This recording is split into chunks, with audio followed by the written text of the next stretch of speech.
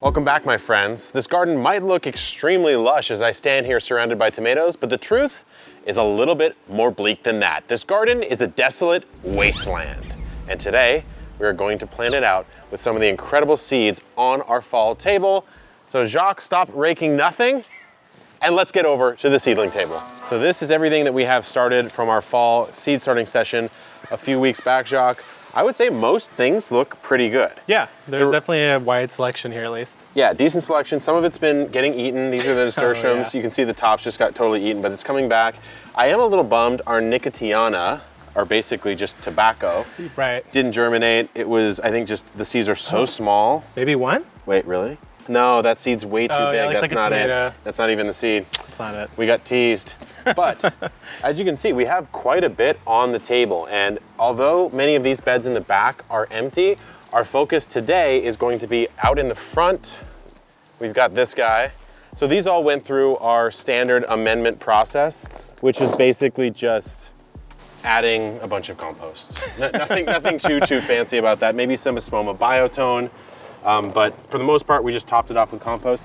Now, over the last couple of years since we've been here, Jacques, these have started to stop settling. That's true. You know, I've like settled a lot less. First time you build out a raised bed, especially one of these tall guys, they will settle quite a bit. I'd say like maybe 6 inches in the first year.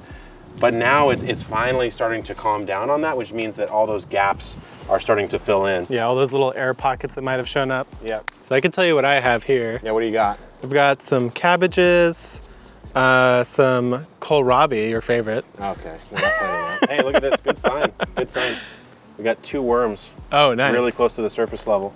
That's great. That's really These good beds sign. are always full of worms, I feel like. Yeah. And then looks like another cabbage. This is a cabbage tray, let's just call it what it is. And then I've got some turnips and a little bit of beets. Which, contrary to popular advice, you totally can transplant in those. I prefer transplanting it Yeah. because it's like you have a multi-seed anyway. Bok choy, we have kailan, Chinese broccoli. Weirdly, we did start some carrots. We have kale. Test it out. Okay, why don't we do the Chioggia beets, which are those purple and white or pink and white striped beets. Striped on the inside. By the way, guys, these kits are coming back. We took them off the store for a little bit, but they're coming back pretty soon with a new set of instructions so everyone knows how to use them really well. A little bit more clear. A little more clear. But they have been really nice, honestly. Yeah. Ever since setting up irrigation at the homestead, I've not hand watered this almost at all. It's pretty nice. Which is exactly really what nice. you want to do this for. So it looks Golden Boy. Yeah, that's a new one for me. Okay. So these are, I believe, 6 inches apart. Yes. Right? Yes. So should we plan on an emitter? For sure, yeah, for All right, sure let's the do emitter. that.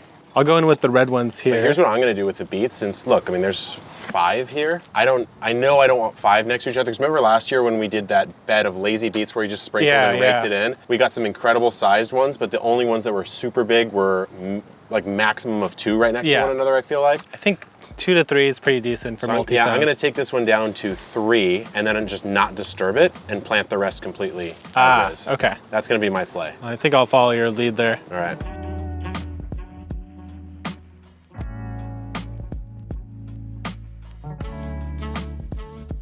This bed's done. Jacques, let's take a look at some of the growth, or not growth, I guess, that may have happened this season. First of all, this Peruvian giant corn lived up to its name. So our garden helper, Paul, who you guys have seen in a few videos, he decided he wanted to germinate and grow this here on our property. And just look at this. How tall do you think that is? 2 Kevins? I mean, it's close. It is close. I mean, it has a little boost because it's growing in the farm daddy down here. But here's what's crazy about it. These roots, I guess they're called brace roots. So apparently, and I don't know how real this is or not, but it's supposed to help the corn support itself against wind stresses.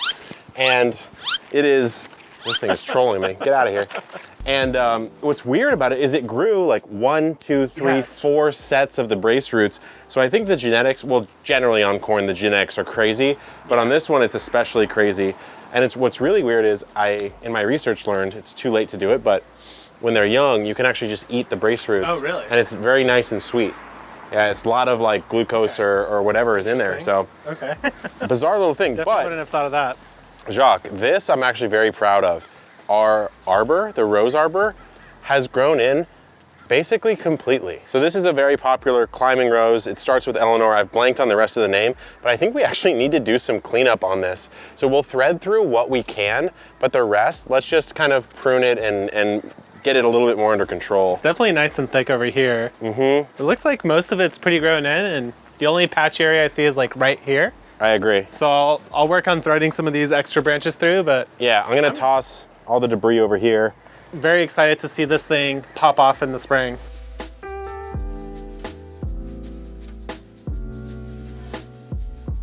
It's cool to have the homestead start getting to a point where I'm maintaining a thing I already grew, instead of growing new things out. That's true. It is nice to have some perennials, or maybe a lot of perennials, to reduce the workload. Yeah, no kidding. Because this is one of those things where you just kind of set it up the first time. Oh! And you're good. Woo, I just cut myself, big time. With the rose? I bleed for this garden. All right, that's looking a lot cleaner already. I think so. A lot hairier. And you threaded this, right? Yeah, I threaded these. Because it can't do this by itself. Right, yeah, guys, so it's a climbing rose, but that doesn't mean it actually climbs in a traditional sense. It has thorns, and those thorns can stick into things, but the Terra Sculpture trellis actually has these little metal wires that you have to go over under to make sure the main canes have something to fill in, and that's basically what we have here. Right, because there's no tendrils on a rose. All right, let's check the orchard out. Yeah, let's do it.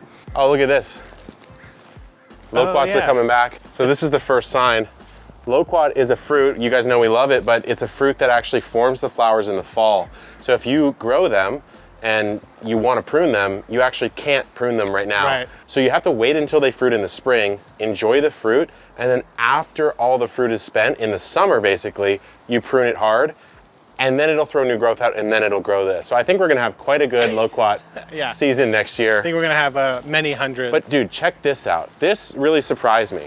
So we obviously got some pomegranates. This one is the only one that sort of failed on us. That variety? But, no, this variety performed, but this is the one pomegranate that failed. So this one doesn't look that good.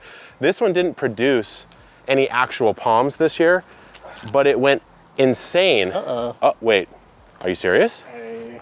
You want to check it? I don't know how you can tell, honestly. Do you want to know how a pomegranate's right? So, okay, so take a look at the palm. So a palm will start out very circular, and then it will start to become a geometric structure. So I think, what is it, 6-sided or 8-sided? Something like that, yeah. Whichever one that is, it will start to actually show its edges, and that's how you know it's done. Like, actually, if you take a look at this one, it's a little rotten, so you can't really tell, but you can see, Jacques, how like the ridges are pronounced. This is flat right here, you know, and that's how you know.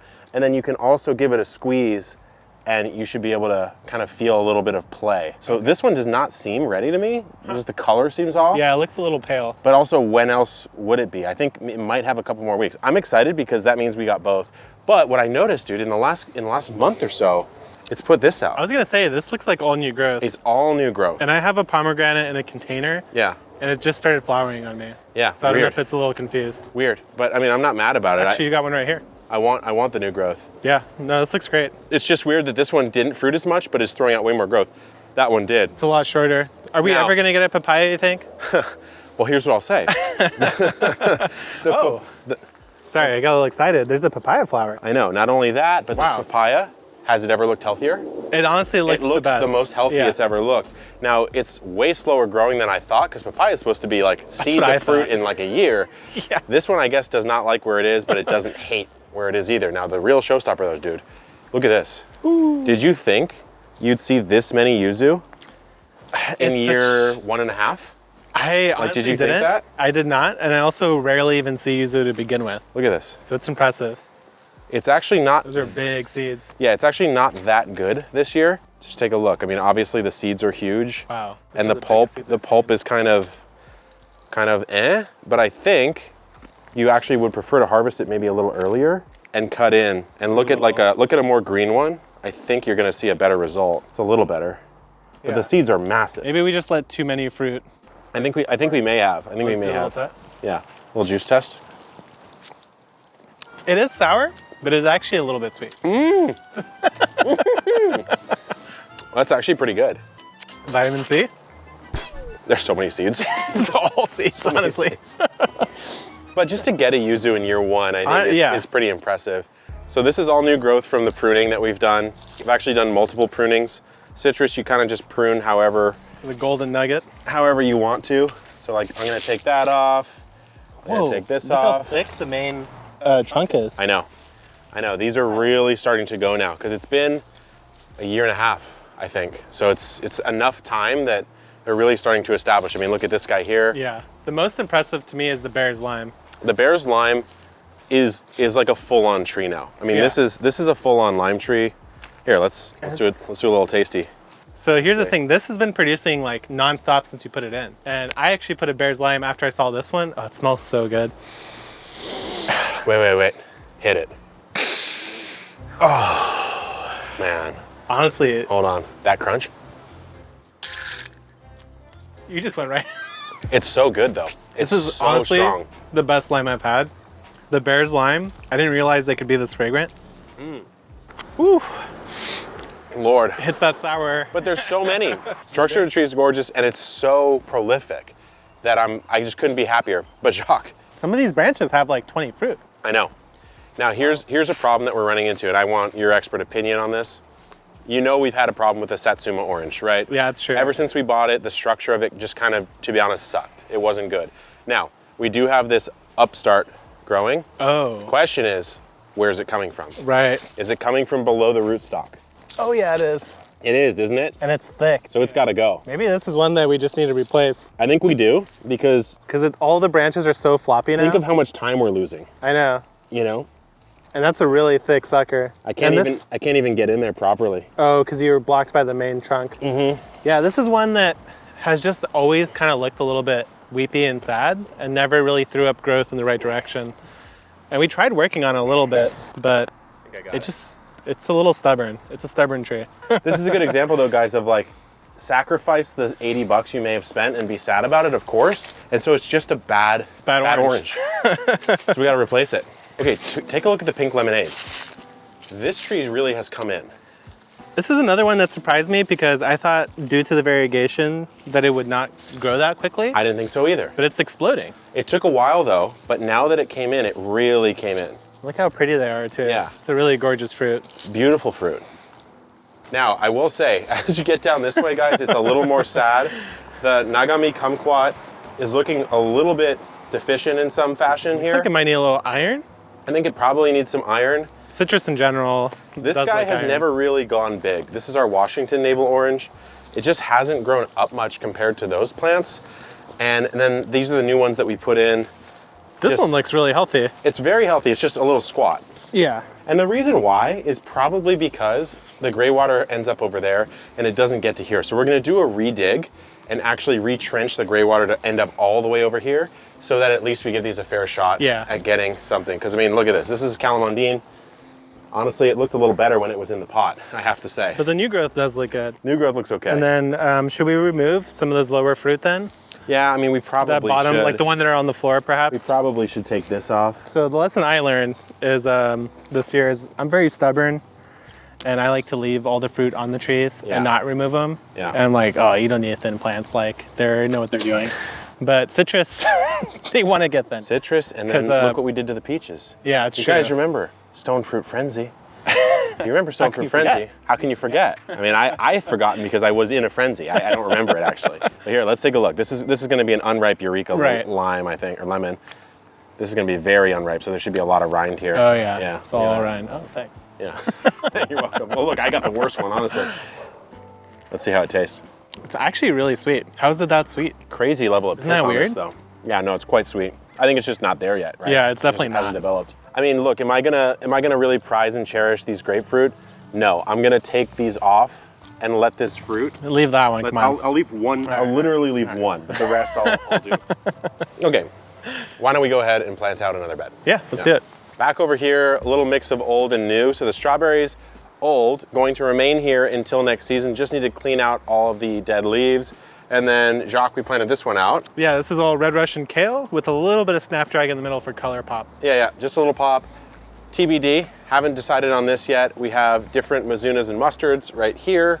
We have broccoli here, which I'm very excited about. By the way, all these we will be doing full seed to harvest grow guides on pretty soon. And then kale and some beets over here. So what are we missing? Well, what was in this bed last season, guys?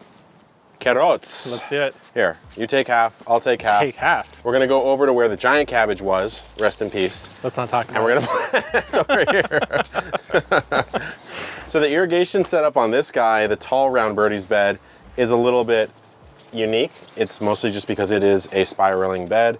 So what we decided to do. Sprayer's gonna be fantastic for carrot germination. For carrot germ, yeah, exactly. So I've got a variety here. I've got Shinkarota, Cosmic Purple, Carnival Blend, and Atomic Red. Looks like I gave myself a bit of the basics. So I've got Scarlet Nantes, I have Danvers 126, I have Red Cord Chantenay, which actually could be really interesting. Look at the interior really nice. on that. That could be really cool.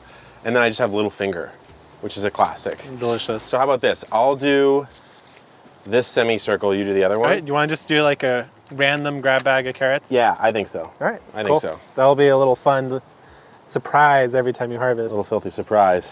Filthy surprise. All right, so the Jacques method of planting is basically to just make furrows. Yep. And then cover the furrows up, and pretty much you're good. And carrots don't need that much germ. More of like almost surface sowed. It's about a 1/4 inch, Yeah. I'd say. He's gonna do his tap. Works every time.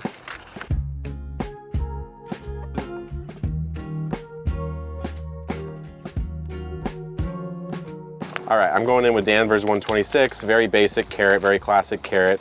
Grown That's a good one. in Danvers, Massachusetts during the late 19th century, they were searching for a carrot with improved color, yield, and uniformity. After many variations, 126 was born. It grows particularly well interplanted with onions in heavy soil. Whoa. Listen to that. Interesting. I've always wondered why it's called 126. Yeah, So I guess it was the 126 try. yeah. Not a good reason to be called 126. It's a dedication, at least. We had to pour one out for these like- carrot farmers. Yeah, like, It's a lot of dedication. we already committed to the name and we're not moving on that. No. So Okay, so I'm gonna go with, I guess, Little Finger now. Did you know, once you try the sweet flavor and crisp bite of this 3-inch long true baby carrot, you'll never look back. Don't look back, you won't look back. I haven't tried it Though yet. it tastes fresh from the garden, it was developed for pickling and canning. Oh, okay. And one packet sows 32 feet. Interesting. So I'm definitely not using one packet here. No, that's a good one too because they're nice little snacking carrots Yeah, and they grow quicker too, if I recall. the smaller the carrot, the faster it will grow for There you sure. go. While we're at it, let's learn about the Red Cord Chantenay. 6-inch long, thick, blunt roots. Kind of like me. Nice. Making it reliable even in heavy or shallow soils. Just like you. Just like me. Expect big yields that resist splitting and forking. An excellent variety for juicing, canning, and cooking. And it is a storage carrot and it grows sweeter with time. Ooh. Okay, what hasn't been sown yet? So this is now officially sown. You've got all that?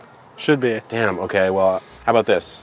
For a little party. Little Let the gods decide. little photo bomb. The only thing I'm thinking about this though, Jacques, is like adding some actual mulch on top. I still Yeah. feel would be beneficial I here. think even a thin layer of straw. Because this irrigation's not gonna mist every day. Right.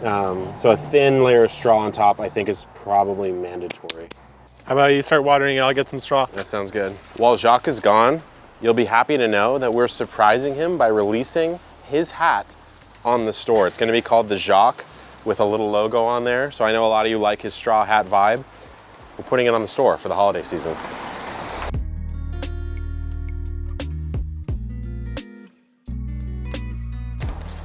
All right. Ooh, that fresh straw smell.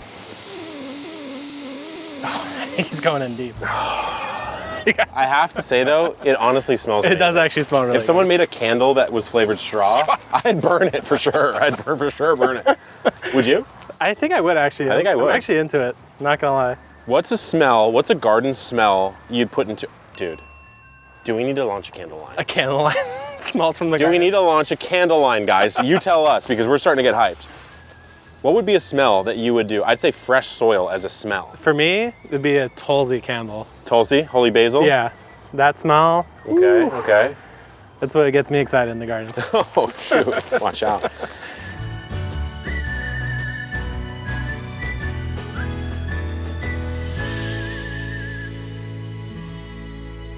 The garden has come a long way in the last 2 years, Jacques. Really Since I has. moved in here, actually, I didn't even know you when I moved in true. here. So, if you guys are curious what it looks like, we have a video, the very first video on this channel that shows you what this garden looked like beforehand, and trust me, you will be surprised if you watch it. So check it out. Good luck in the garden, and keep on growing.